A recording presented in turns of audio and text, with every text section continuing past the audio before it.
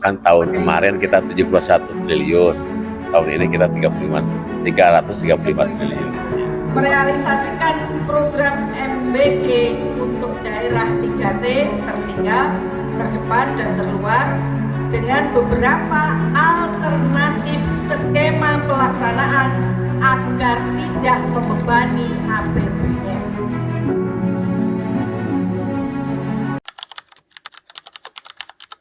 Assalamualaikum warahmatullahi wabarakatuh. Salam orasi kritis. Saudara-saudara sebangsa dan setanah air, program MBG bisa menjadi investasi terbesar bagi generasi Indonesia, atau justru menjadi ujian terbesar bagi APBN Indonesia. Dengan anggaran yang mencapai ratusan triliun rupiah setiap tahun, program makan bergizi gratis atau MBG kini menjadi salah satu kebijakan paling ambisius dalam sejarah Indonesia. Di tengah tekanan ekonomi global, nilai rupiah yang terus menjadi sorotan, saat ini Rp18.000 satu dolarnya, serta kebutuhan belanja negara yang semakin besar, muncul satu pertanyaan yang tidak bisa kita hindari. Apakah Indonesia benar-benar mampu membiayai program ini hingga 2029?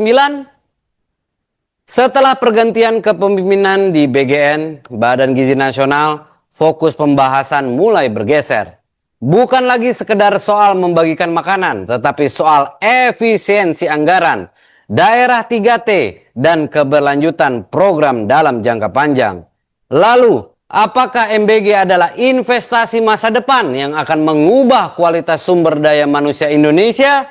Ataukah program ini akan menjadi tantangan fiskal terbesar yang harus dihadapi pemerintah dalam 5 tahun ke depan? Sebelum kita membahasnya lebih jauh, simak terlebih dahulu cuplikan singkat berikut ini. Silakan menyaksikan. Kan tahun kemarin kita 71 triliun, tahun ini kita 335 triliun. Merealisasikan program MBG untuk daerah 3T tertinggal, terdepan dan terluar dengan beberapa alternatif skema pelaksanaan agar tidak membebani APBN. Nah, sekarang pertanyaannya untuk apa saja anggaran jumbo ini? Anggaran ratusan triliun MBG ini diperlukan untuk menjangkau 82,9 juta penerima manfaat. Biaya kebutuhan hariannya mencapai 1,2 triliun per hari. Dikalikan 22 hari operasional dalam sebulan, maka biaya operasionalnya mencapai 25 triliun dalam sebulan dan 300 triliun dalam 1 tahun. Insya Allah, sesungguhnya kita memiliki fundamental ekonomi yang cukup kuat. APBN kita amat aman. Oke, program MBG bukan lagi sekedar program sosial biasa. Dengan anggaran yang mencapai ratusan triliun rupiah setiap tahun, MBG kini berada di persimpangan antara ambisi besar pembangunan sumber daya manusia dan realitas kemampuan keuangan negara. Di satu sisi, pemerintah meyakini program ini adalah investasi jangka panjang untuk masa depan Indonesia. Namun di sisi lain, semakin besar anggaran yang diperlukan, semakin besar pula pertanyaan yang muncul mengenai keberlanjutannya. Terlebih ketika fokus pembahasan mulai bergeser ke efisiensi, ketepatan sasaran, dan prioritas bagi daerah 3T, ada moratorium dan sebagainya. Lalu bagaimana sebenarnya kondisi APBN saat ini? Apakah Indonesia benar-benar memiliki ruang fiskal, pengeluaran pemerintah fiskal itu yang cukup untuk mempertahankan program sebesar ini hingga akhir masa pemerintahan Prabowo pada 2029? Mari kita telah lebih dalam. Saudara-saudara, untuk menjawab pertanyaan apakah Indonesia mampu membiayai MBG hingga 2029, kita harus memisahkan antara kondisi hari ini dan kondisi beberapa tahun ke depan. Karena dalam kebijakan publik yang sering menjadi masalah bukanlah memulai sebuah program besar, melainkan mempertahankannya secara berkelanjutan. Saat ini pemerintah masih memiliki dasar untuk mengatakan bahwa APBN berada dalam kondisi yang relatif terkendali, seperti Purbaya katakan. Penerimaan negara masih tumbuh, penerimaan pajak meningkat, dan defisit anggaran masih berada dalam batas yang ditetapkan pemerintah. Dengan kata lain, jika pertanyaannya adalah apakah Indonesia mampu membiayai MBG hari ini, maka jawabannya adalah ya, negara masih mampu, saudara-saudara. Namun persoalan sebenarnya tidak berhenti di sana. MBG bukanlah program 1 tahun. MBG bukan pula program yang hanya membutuhkan anggaran puluhan triliun rupiah. Program ini dirancang untuk menjangkau puluhan juta penerima manfaat dan membutuhkan ratusan triliun rupiah setiap tahunnya. Ya, ratusan triliun setiap tahun. Artinya pemerintah tidak hanya harus memikirkan anggaran tahun ini. Pemerintah harus memastikan bahwa dana sebesar itu tetap tersedia setiap tahun hingga 2029. Bahkan mungkin setelahnya jika program ini dianggap berhasil. Disinilah muncul pertanyaan yang lebih penting. Apakah pendapatan negara mampu tumbuh lebih cepat dibanding kebutuhan belanja negara? Karena keberlanjutan sebuah program tidak ditentukan oleh niat baik, melainkan oleh kemampuan fiskal ya untuk membiayainya secara konsisten. Jika penerimaan negara terus meningkat, maka ruang untuk membiayai MBG akan semakin besar. Tetapi jika pertumbuhan ekonomi melambat, penerimaan pajak turun atau biaya utang meningkat, maka ruang fiskal tersebut akan semakin sempit. Kita juga harus memahami bahwa APBN memiliki banyak kewajiban lain. Negara tidak hanya membiayai MBG, ya, ada pendidikan, ada kesehatan, ada pembangunan infrastruktur, ada subsidi, ada pertahanan, dan ada pembayaran bunga utang yang setiap tahun harus dipenuhi. Artinya setiap tambahan anggaran untuk satu program akan selalu bersaing dengan kebutuhan program lainnya. Karena itu saudara-saudara, perdebatan mengenai MBG sebenarnya bukan perdebatan antara setuju atau tidak setuju terhadap gizi anak. Hampir semua pihak sepakat bahwa gizi adalah hal penting. Setuju itu. Yang menjadi perdebatan adalah apakah cara yang dipilih sudah menjadi penggunaan anggaran yang paling efektif?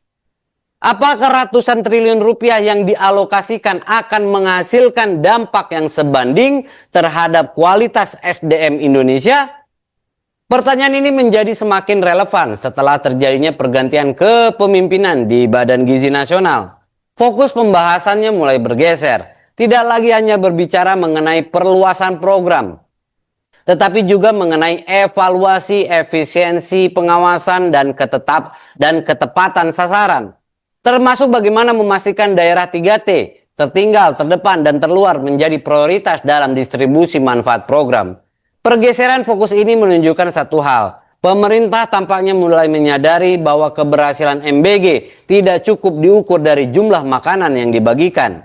Keberhasilan program juga akan diukur dari seberapa efisien anggaran digunakan dan seberapa besar manfaat yang benar-benar dirasakan masyarakat. Dan inilah titik yang paling menentukan. Jika MBG mampu menurunkan masalah gizi secara signifikan, meningkatkan kualitas kesehatan anak, memperbaiki kemampuan belajar, dan menciptakan dampak ekonomi yang nyata di daerah-daerah penerimaan manfaat, maka biaya yang besar mungkin dapat dibenarkan sebagai investasi jangka panjang. Namun saudara-saudara, jika hasil yang diperoleh tidak sebanding dengan dana yang dikeluarkan, maka tekanan terhadap APBN akan semakin sulit untuk dijustifikasi di masa depan. Oleh karena itu, pertanyaan terbesar yang harus dijawab bukanlah apakah MBG merupakan program yang baik atau buruk. Pertanyaan yang lebih penting adalah apakah manfaat yang dihasilkan program ini akan cukup besar untuk membenarkan pengeluaran ratusan triliun rupiah setiap tahun. Karena pada akhirnya keberlangsungan MBG hingga 2029 tidak hanya ditentukan oleh kemauan politik, ya, itu adalah janji politik Pak Prabowo, tetapi juga oleh kemampuan negara menjaga keseimbangan antara ambisi pembangunan dan realitas fiskal. Dan itulah ujian sesungguhnya bagi program MBG ini. Saudara-saudara sebangsa dan setanah air, pada akhirnya sejarah tidak akan menilai MBG dari seberapa besar anggarannya. Sejarah akan menilai MBG dari hasil yang berhasil dicapainya. Apakah program ini benar-benar mampu melahirkan generasi yang lebih sehat, lebih cerdas, dan lebih siap menghadapi masa depan? Ataukah program ini hanya akan dikenang sebagai salah satu kebijakan dengan anggaran terbesar yang pernah dijalankan negara? Yang pastinya, perdebatan mengenai MBG seharusnya tidak berhenti pada angka ratusan triliun rupiah, karena setiap rupiah yang dikeluarkan negara pada akhirnya berasal dari rakyat dan harus dapat dipertanggungjawabkan kepada rakyat. Oleh sebab itu, transparansi, efektivitas, dan keberlanjutan harus menjadi bagian dari evaluasi yang sama pentingnya dengan tujuan mulia yang ingin dicapai program MBG ini. Dan mungkin pertanyaan yang perlu terus kita ajukan bukanlah apakah MBG program yang baik, melainkan apakah Indonesia mampu memastikan setiap rupiah yang dikeluarkan benar-benar menghasilkan masa depan yang lebih baik. Indonesia Emas 2045. Bagaimana? Oke, bagaimana menurut Anda? Apakah MBG merupakan investasi jangka panjang yang layak dipertahankan hingga setelah 2029? Jadi tidak hanya di masa Prabowo saja, atau justru perlu dievaluasi kembali agar tidak menjadi beban bagi APBN di masa depan? Tuliskan pendapat Anda di kolom komentar. Saya ingin membaca pandangan Anda dari berbagai sudut. Saya pamit, tetap kritis, tetap waras. Sampai jumpa di orasi berikut.